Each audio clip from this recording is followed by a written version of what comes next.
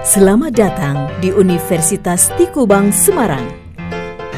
Tahukah kamu, Universitas Tikubang Unisbank Semarang yang berlokasi di Ibu Kota Jawa Tengah merupakan salah satu perguruan tinggi swasta yang berbasis entrepreneurship dengan dukungan teknologi informasi dan komunikasi, memberikan kemudahan bagi mahasiswa untuk beraktivitas. Universitas Tikubang Semarang dikenal sebagai perguruan tinggi swasta berbasis entrepreneurship. Saat ini mempunyai 6 fakultas dengan 12 program studi. Fakultas dan program studi di Universitas Tikubang Semarang adalah sebagai berikut. Fakultas Teknologi Informasi dengan program studi S1 Sistem Informasi, S1 Teknik Informatika, D3 Manajemen Informatika. Fakultas Ekonomi dan Bisnis dengan program studi S1 Manajemen, S1 Akuntansi, D3 Keuangan Perbankan. Fakultas Hukum dengan program studi S1 Ilmu Hukum. Fakultas Pariwisata dengan program studi D3 Perhotelan. Fakultas Bahasa dan Ilmu Budaya dengan program studi S1 Sastra Inggris. Fakultas Teknik dengan program studi S1 Teknik Industri. Program Pascasarjana dengan program studi Magister Manajemen, Magister Science. Dengan jalur peminatan Manajemen Pemasaran, Manajemen Keuangan, Manajemen SDM, Manajemen SDM Pendidikan. Program Profesi Akuntansi, bergelar akuntan, beregistrasi negara dari Departemen Keuangan. Ayo, bergabunglah bersama Uun, Anis, dan Bambang menjadi mahasiswa Unisbank. Untuk informasi lebih lanjut, kamu bisa datang langsung ke kampus Mugas atau kampus Kendeng. Kamu juga bisa mengakses website resmi Unisbank Semarang di www.unisbank.ac.id. Ayo, kuliah di Unisbank Semarang. Langkah pasti jadi sarjana dan wirausaha. Universitas Tikubang Unisbank Semarang, Entrepreneurial IT Based University.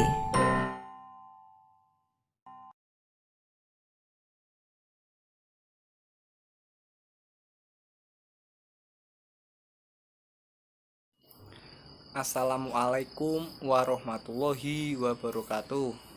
Perkenalkan, nama saya Alfian Fahri Husaini, mahasiswa Universitas Tikubang Unisbank Semarang dengan NIM 18/05/520203 dari kelas F1 Akuntansi mata kuliah Pengauditan 2. Semoga teman-teman sekalian dalam keadaan sehat selalu dan tidak kekurangan satu apapun. Pada awal video tadi merupakan sedikit penampilan dari profil Universitas Tikubang Unisbank Semarang. Dan tujuan saya membuat video ini adalah untuk memenuhi tugas presentasi video ujian akhir semester mata kuliah Pengauditan 2 yang diampu oleh Bapak Arif Dwi Nugroho. Pada kesempatan kali ini, saya akan memaparkan materi tentang standar audit 560 peristiwa kemudian.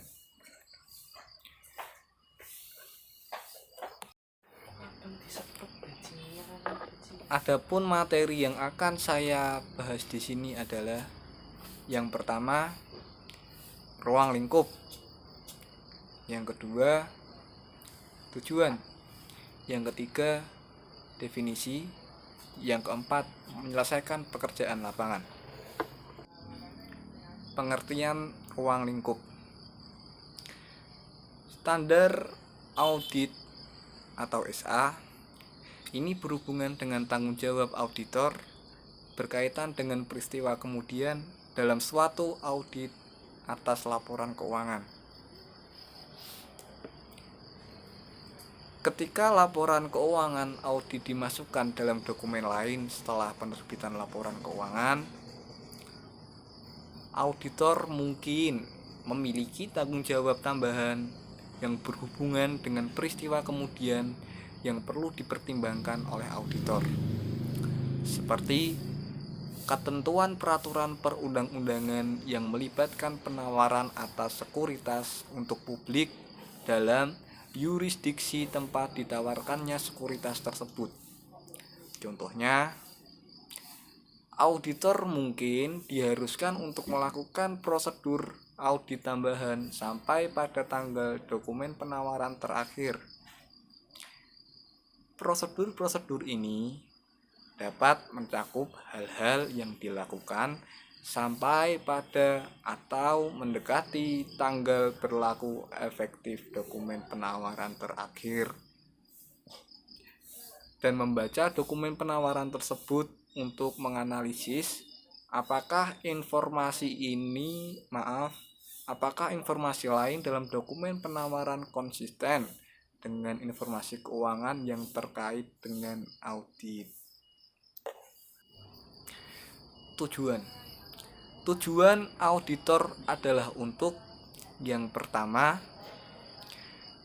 memperoleh bukti audit yang cukup dan tepat tentang apakah peristiwa yang terjadi antara tanggal laporan keuangan dan tanggal laporan auditor yang mengharuskan penyesuaian atau pengungkapan dalam laporan keuangan secara tepat telah digambarkan dalam laporan keuangan tersebut sesuai dengan kerangka pelaporan keuangan yang berlaku.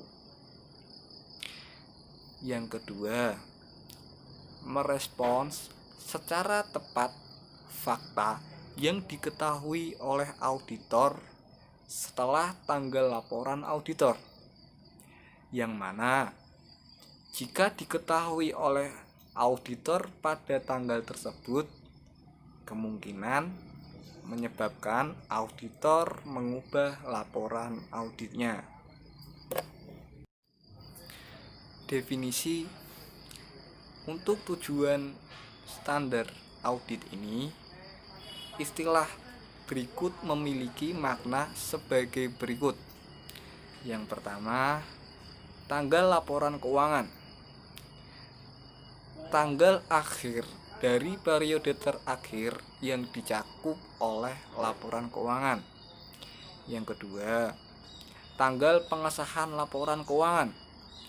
Tanggal yang pada saat itu semua laporan yang membentuk laporan keuangan, termasuk catatan atas laporan keuangan yang bersangkutan, telah disusun dan pihak yang berwenang telah menyatakan bertanggung jawab atas laporan keuangan tersebut. Yang ketiga, tanggal laporan auditor.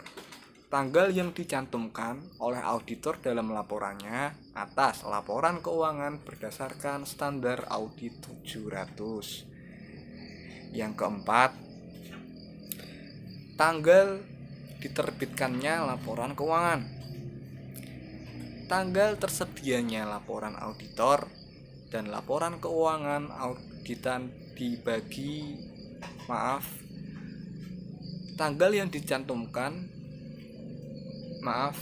tanggal tersedianya laporan auditor dan laporan keuangan auditan bagi pihak ketiga. Yang kelima atau yang terakhir, peristiwa kemudian. Peristiwa yang terjadi di antara tanggal laporan keuangan dan tanggal laporan auditor, dan fakta yang diketahui oleh auditor.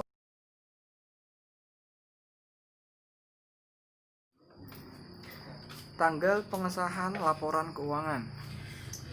Dalam beberapa yurisdiksi, peraturan perundang-undangan mengidentifikasi individu-individu atau badan-badan, sebagai contoh, manajemen atau pihak yang bertanggung jawab atas tata kelola, yang bertanggung jawab untuk menyimpulkan bahwa semua pernyataan yang membentuk laporan keuangan, termasuk di dalamnya catatan atas laporan keuangan yang terkait, telah disusun dan menetapkan proses persetujuan yang diperlukan. Dalam yurisdiksi yang lain, proses persetujuan tidak ditentukan dalam peraturan perundang-undangan dan entitas mengikuti prosedurnya sendiri dalam menyusun dan menyelesaikan laporan keuangannya dalam kacamata manajemen dan struktur tata kelola yang ada. Dalam beberapa yurisdiksi, persetujuan akhir oleh pemegang saham diperlukan. Dalam yurisdiksi tersebut, persetujuan akhir oleh pemegang saham tidak diperlukan untuk auditor menyimpulkan bahwa bukti audit yang cukup dan tepat yang menjadi basis bagi opini auditor atas laporan keuangan telah diperoleh. Tanggal persetujuan laporan keuangan untuk tujuan standar audit ini adalah tanggal yang lebih awal yang pada saat itu pihak yang berwenang menentukan bahwa seluruh pernyataan yang membentuk laporan keuangan, termasuk di dalamnya catatan yang terkait, telah disusun dan pihak yang berwenang telah menyatakan bahwa mereka bertanggung jawab atas laporan keuangan tersebut. Tanggal laporan auditor. Laporan auditor tidak dapat diberi tanggal lebih awal daripada tanggal yang pada saat itu auditor telah memperoleh bukti yang cukup dan tepat sebagai basis opini atas laporan keuangan, termasuk bukti bahwa semua laporan yang membentuk laporan keuangan termasuk di dalamnya catatan atas laporan keuangan yang terkait telah disusun dan pihak yang berwenang telah menyatakan bahwa mereka bertanggung jawab atas laporan keuangan tersebut. Sebagai konsekuensinya, tanggal laporan auditor tidak dapat lebih awal dari tanggal pengesahan atas laporan keuangan. Suatu periode waktu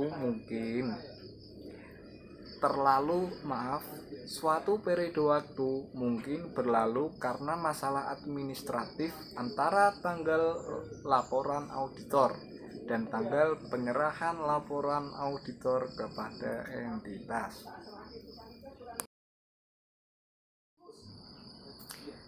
Tanggal penerbitan laporan keuangan. Tanggal penerbitan laporan keuangan pada umumnya tergantung pada peraturan yang berlaku dalam lingkungan yang menjadi tempat berusaha entitas. Dalam beberapa kondisi, tanggal penerbitan laporan keuangan mungkin merupakan tanggal pada saat laporan keuangan diserahkan kepada badan pengatur. Karena laporan keuangan auditan tidak dapat diterbitkan tanpa laporan auditor. Tanggal penerbitan laporan keuangan auditan tidak seharusnya hanya pada atau setelah tanggal laporan auditor, tetapi juga harus pada atau setelah laporan auditor tersebut diserahkan kepada entitas.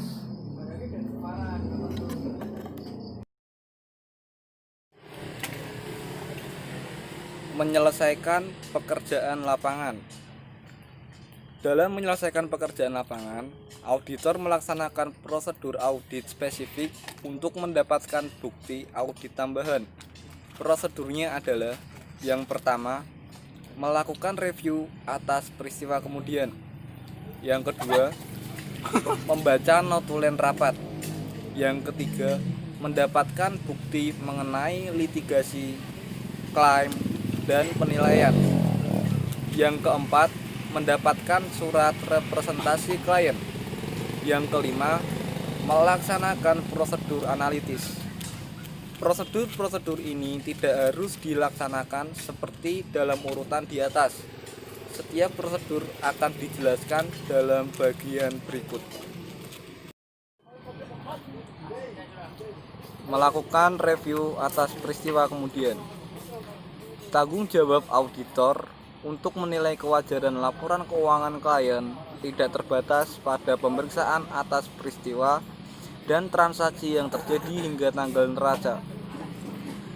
SAS1 menyatakan bahwa auditor juga mempunyai tanggung jawab spesifik atas peristiwa dan transaksi yang pertama mempunyai pengaruh material terhadap laporan keuangan, dan yang kedua terjadi sesudah tanggal neraca tetapi sebelum penerbitan laporan keuangan serta laporan auditor. Peristiwa-peristiwa ini dikenal dengan peristiwa kemudian. Selama periode tanggal neraca berlangsung, auditor diwajibkan menuntut GAAP untuk menemukan peristiwa kemudian. Seperti yang akan dijelaskan dalam penjelasan berikut, auditor tidak mempunyai tanggung jawab untuk menemukan peristiwa kemudian yang terjadi sesudah pekerjaan lapangan berakhir dan penerbitan laporan audit. Jenis peristiwa AU 560.03 dan .05 menunjukkan bahwa ada dua jenis peristiwa kemudian.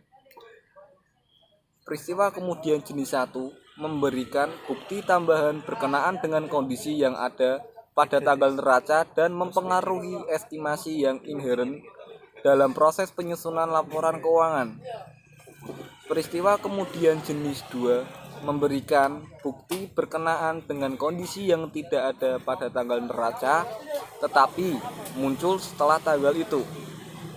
Peristiwa jenis 1 memerlukan penyesuaian atas laporan keuangan, sementara peristiwa jenis 2 memerlukan pengungkapan dalam laporan atau dalam kasus yang sangat material, menyertakan data pro forma pada laporan keuangan.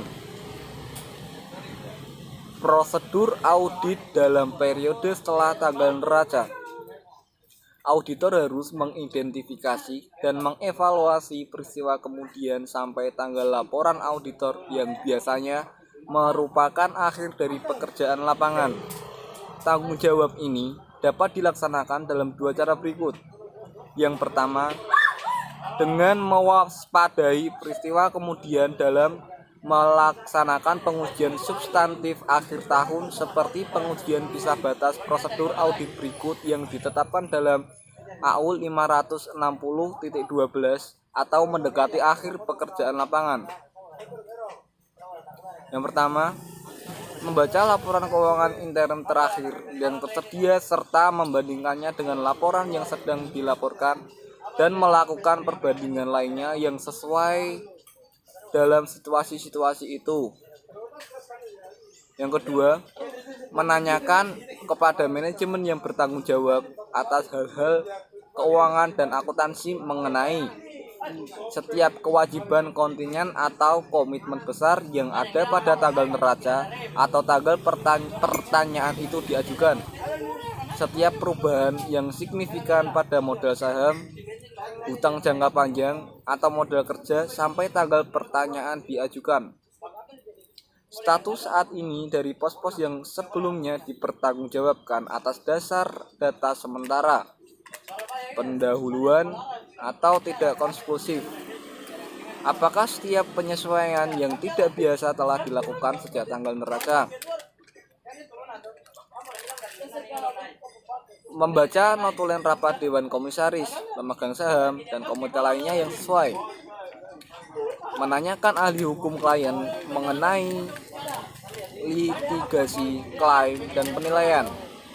Mendapatkan surat representasi dari klien mengenai peristiwa kemudian yang menuntut pendapatnya akan memerlukan penyesuaian atau pengungkapan. Melakukan tanya jawab tambahan atau melaksanakan prosedur tambahan yang dipandang perlu dalam situasi-situasi itu. Prosedur yang berkenaan dengan ahli hukum dan surat representasi akan diterangkan nanti dalam penjelasan ini. Pengaruh terhadap laporan auditor.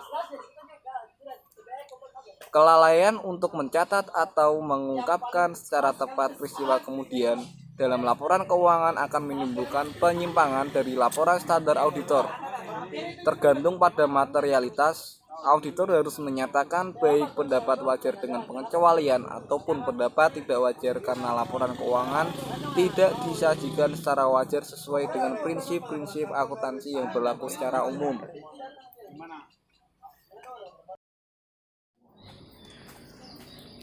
Membaca notulen rapat.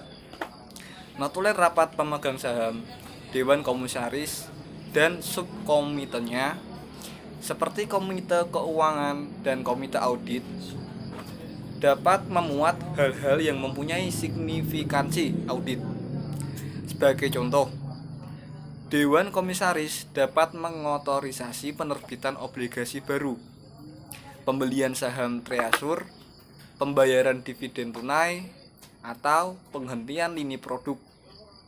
Masing-masing situasi ini akan mempengaruhi asersi manajemen dalam laporan keuangan. Auditor harus menentukan bahwa semua notulen rapat dewan yang diadakan selama periode yang sedang diaudit dan selama periode dari tanggal neraca sampai akhir pekerjaan lapangan harus diserahkan kepadanya untuk direview atau ditelaah. Pembacaan notulen rapat biasanya dilakukan segera setelah hal itu tersedia, guna memberikan auditor kesempatan maksimum untuk menilai signifikasi auditnya. Misalnya, informasi yang dipelajari dari catatan itu dapat menyebabkan auditor mengubah pengujian substantif yang telah direncanakan, atau meminta klien untuk menyertakan pengungkapan peristiwa kemudian dalam laporan keuangan. Pembacaan notulen rapat oleh auditor harus didokumentasikan dalam kertas kerja. Mendapatkan bukti mengenai litigasi, klaim, dan penilaian. FASB dalam SFAS 5 Accounting for Contingencies mendefinisikan kontingensi sebagai kondisi, situasi, atau serangkaian situasi yang ada yang melibatkan ketidakpastian mengenai kemungkinan keuntungan atau kerugian yang akan diperoleh apabila satu atau lebih peristiwa masa depan terjadi atau tidak terjadi.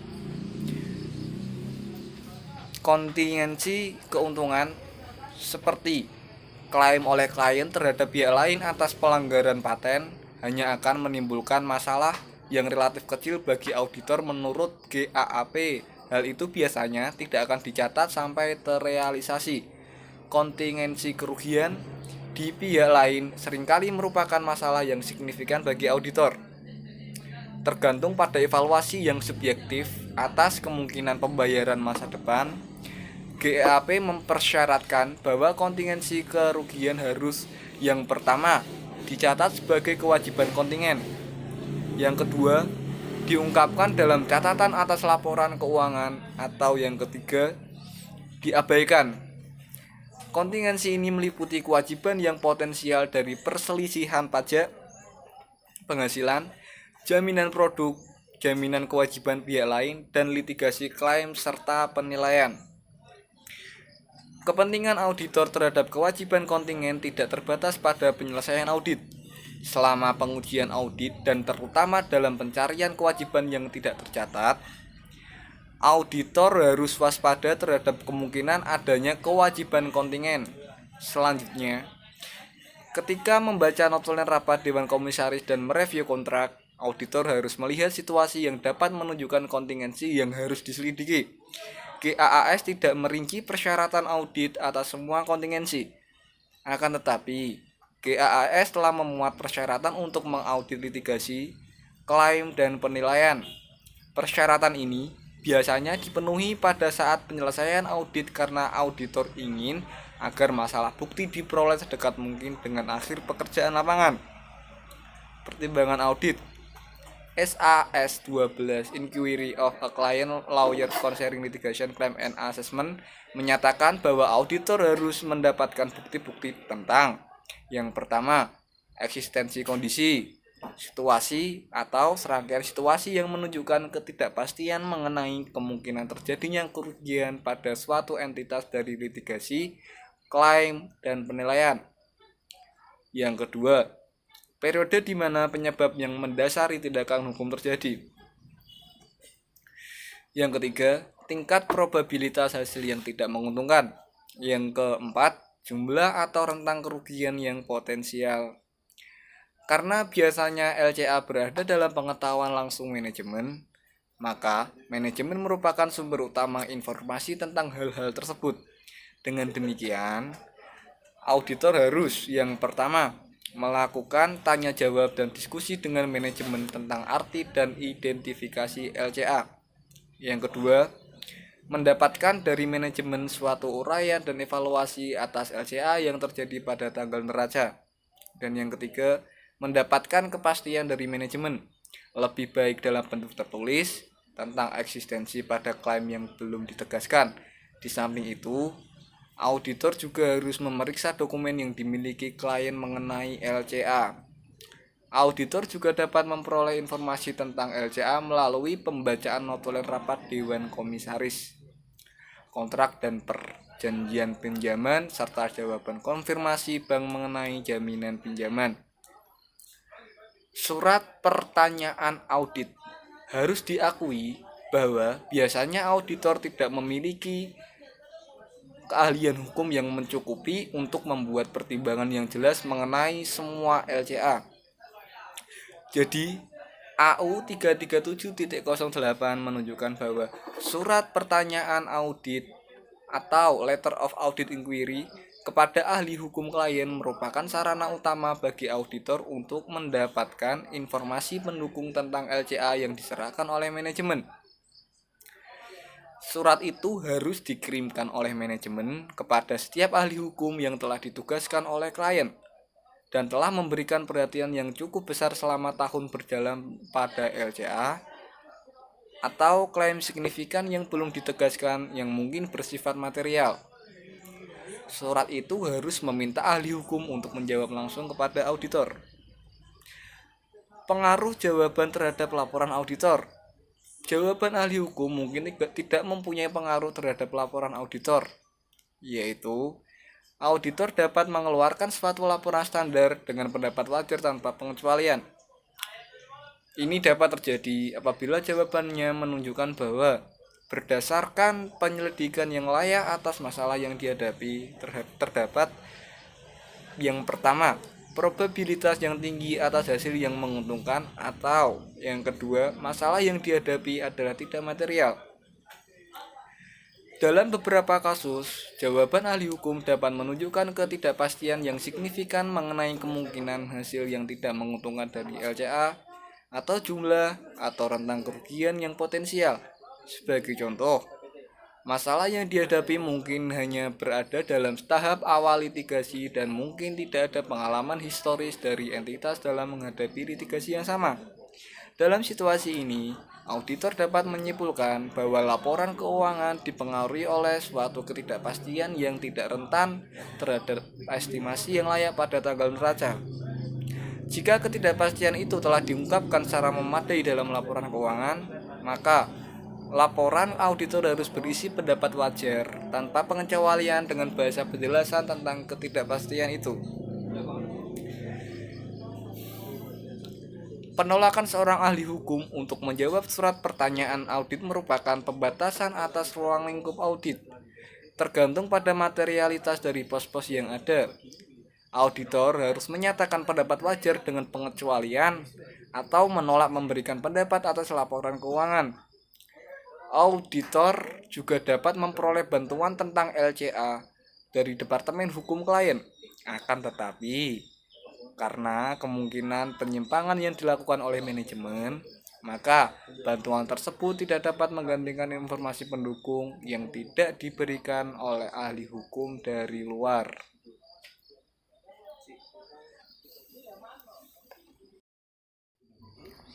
Mendapatkan surat representasi klien.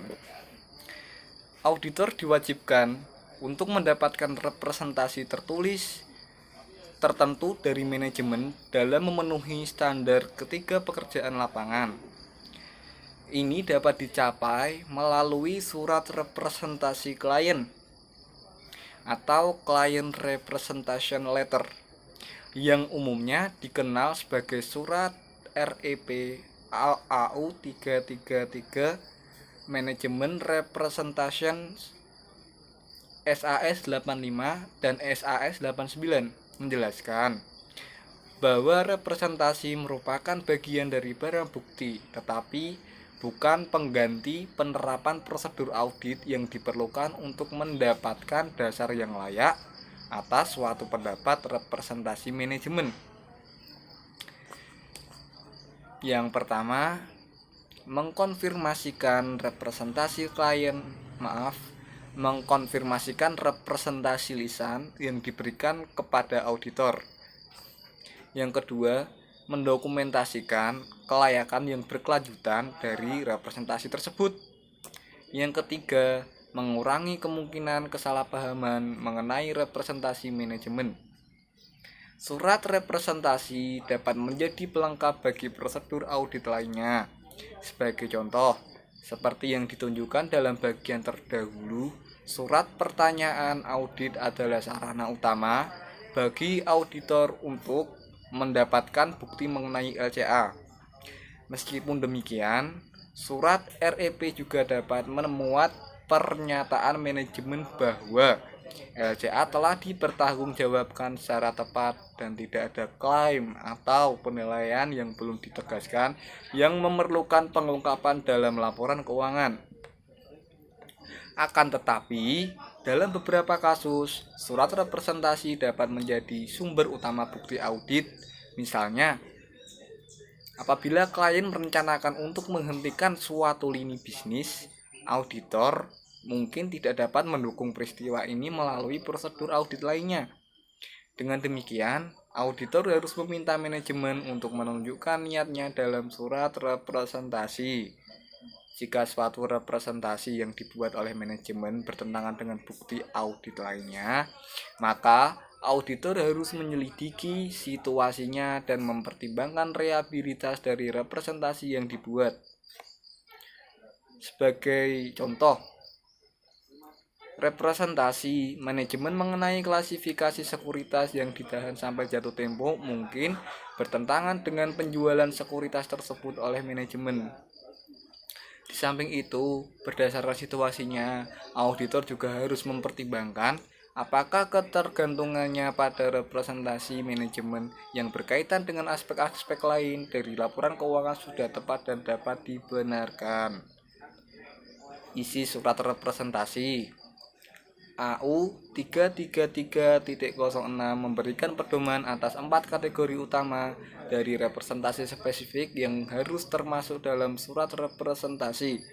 Surat representasi itu harus mencakup representasi mengenai yang pertama, laporan keuangan. Yang kedua, kelengkapan informasi. Yang ketiga, pengakuan, pengukuran, dan pengungkapan. Yang keempat, peristiwa kemudian. Sebagai contoh, sesuai dengan tanggung jawab manajemen atas laporan keuangan, manajemen harus mengetahui bahwa mereka bertanggung jawab menyesuaikan laporan keuangan atas setiap salah saji material yang dideteksi oleh auditor dan setiap salah saji yang belum dikoreksi yang telah dikumpulkan oleh auditor selama penugasan masa berjalan adalah tidak material, baik secara individual maupun agregat terhadap laporan keuangan secara keseluruhan.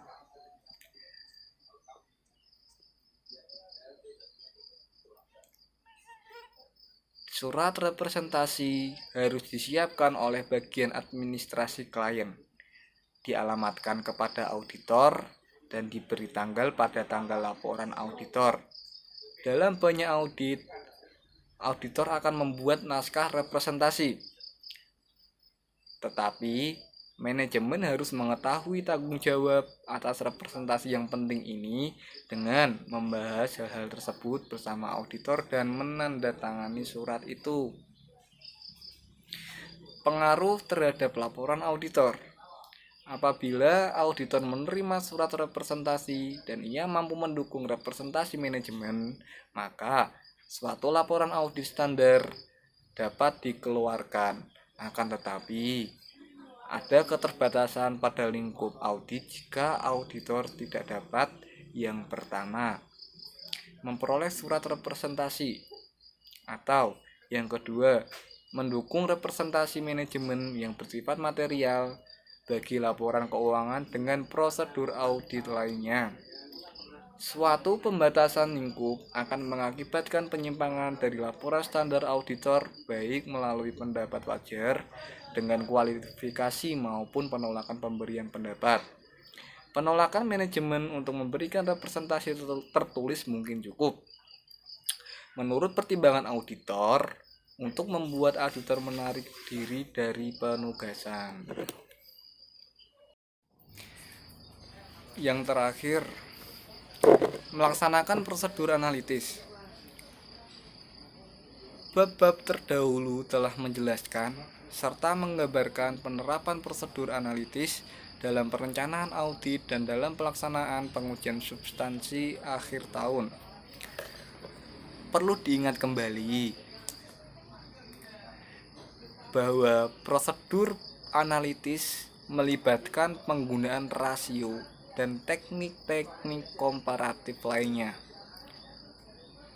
Prosedur analitis juga diisyaratkan dalam penyelesaian audit sebagai review keseluruhan atas laporan keuangan. SAS 56 Analytical Procedure AU 329.22 menyatakan bahwa tujuan dari review keseluruhan adalah untuk membantu auditor menilai kesimpulan yang dicapai dalam audit dan dalam mengevaluasi penyajian laporan keuangan secara keseluruhan.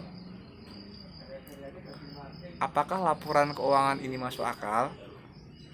Suatu tujuan tambahan yang penting dari review keseluruhan atas salah satu kantor akuntan Big Life adalah laporan keuangan ini masuk akal dari sudut pandang pemakai laporan. Fokusnya adalah bukan pada hubungan yang tidak biasa, tapi pada apakah kesan yang mungkin diterima oleh pemakai. Berdasarkan laporan keuangan semata, sejalan dengan pengetahuan yang dikumpulkan auditor mengenai entitas bersangkutan. Dalam mencapai tujuan itu, kantor akuntan tersebut mempersyaratkan auditor untuk mempertimbangkan rasio-rasio bisnis dan patokan lainnya yang biasa digunakan dalam industri tertentu. Karena ini merupakan ukuran yang biasa digunakan pemakai untuk mengevaluasi entitas bersangkutan. Seperti dalam review jenis lainnya, temuan yang diperoleh mungkin menghasilkan rekomendasi untuk mengubah penyajian dan pengungkapan dalam laporan keuangan, prosedur audit tambahan, atau mengubah pendapat audit. Dalam melakukan review keseluruhan, auditor membaca laporan keuangan dan catatan yang menyertainya, serta mempertimbangkan kelayakan bukti yang diperoleh dalam menanggapi saldo dan hubungan yang tidak biasa serta tidak terduga. Yang pertama, yang diantisipasi dalam perencanaan audit, atau yang kedua, diidentifikasi selama audit dalam pengujian substansif. Prosedur analitis kemudian diterapkan pada laporan keuangan untuk menentukan apakah ada hubungan tambahan yang tidak biasa atau tidak terduga. Jika terjadi hubungan semacam itu, maka prosedur audit tambahan harus dilaksanakan dalam penyelesaian audit. Prosedur analitis untuk review keseluruhan harus dilaksanakan oleh pribadi yang mempunyai pengetahuan komprehensif mengenai bisnis dan industri klien seperti partner atau manajer audit. Berbagai prosedur analitis dapat digunakan. Prosedur itu harus yang pertama diterapkan pada bidang-bidang audit yang kritis yang diidentifikasi selama audit. Yang kedua, didasarkan atas data laporan keuangan sesudah semua penyesuaian dan reklasifikasi audit telah diakui. Dalam melakukan review keseluruhan atas kewajaran penyajian laporan keuangan, data perusahaan dapat dibandingkan dengan yang pertama. Hasil yang diharapkan entitas berdasarkan dinamika bisnis yang mendasarinya. Yang kedua, data yang tersedia mengenai kinerja industri. Yang ketiga, data non-keuangan yang relevan seperti unit yang diproduksi atau yang dijual serta jumlah karyawan. Suatu review keseluruhan biasanya akan membandingkan kinerja keuangan entitas yang dilaporkan dengan sasaran strategisnya atas pendapatan, pelanggan, dan pangsa pasar, atas efisiensi dari proses inti, serta kesesuaian ukuran non keuangan dengan gambaran keseluruhan yang dilaporkan dalam laporan keuangan. Sebelum saya tutup video ini, saya ada sedikit kata-kata bijak, yaitu mahasiswa yang baik harus bisa memberikan manfaat ke lingkungan sekitarnya. Dan untuk itu maka diperlukan perjuangan, pengorbanan untuk memperbaiki diri, mengupgrade kualitas agar bisa lebih bermanfaat. Karena bisa dikatakan bahwa perjuangan dan pengorbanan adalah atribut yang wajib dipakai oleh seorang mahasiswa.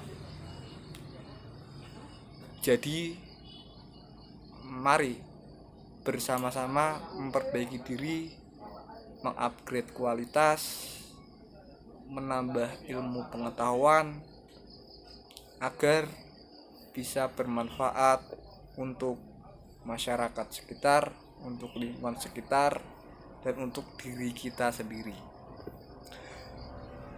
Sekian yang bisa saya sampaikan, dan terima kasih yang sudah menonton presentasi video saya hari ini tentang standar audit 560 peristiwa kemudian. Apabila ada kekurangan dalam video maupun kesalahan pada saat saya menyampaikan materi, saya mohon maaf. Sampai berjumpa pada video-video saya berikutnya, dan jangan lupa like, komen, dan subscribe channel saya agar saya lebih giat lagi dalam membuat video. Terima kasih.